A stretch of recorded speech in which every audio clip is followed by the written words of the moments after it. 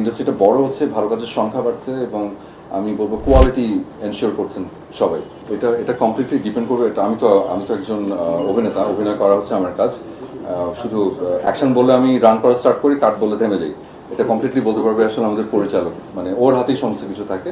তবে চেষ্টা করছে ভালো কিছু করার এবং মানে সিনেমাটিক ইয়েটা আসলে আমাদের যেটা হয় কি যে এটা তো ফিকশন, তো ওরা আসলে ফিল্মই বানায়। এটা আগে থেকেই, মানে এটা কিন্তু নতুন না, এটা অনেক অনেক বছর আগে থেকেই চলছে। এখন একটু বড় পরিসরে বড় আয়োজনে করা হচ্ছে। এর আগেও যখন টেলিফিল্মগুলো হতো, অনেক টেলিফিল্ম ছিল কিন্তু সিনেমার মতো। এটা আমরা সবাই জানি, যারা যারা আসলে নাটক যারা ফলো করেছেন, যারা পুরোনো দিনের টেলিফিল্মগুলো যারা দেখেছি আমরা, এবং যেগুলো যাদেরকে দেখে বড় হয়েছি, অনেকগুলোই আসলে দেখে মনে হতো যে এই জন্যই বলা হতো টেলিভিশনের জন্য করা ফিল্ম।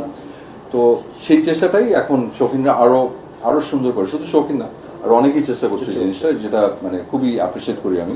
ইন্ডাস্ট্রিটা বড় হচ্ছে, ভালো কাজের সংখ্যা বাড়ছে এবং আমি বলবো কোয়ালিটি এনশিওর করছেন সবাই।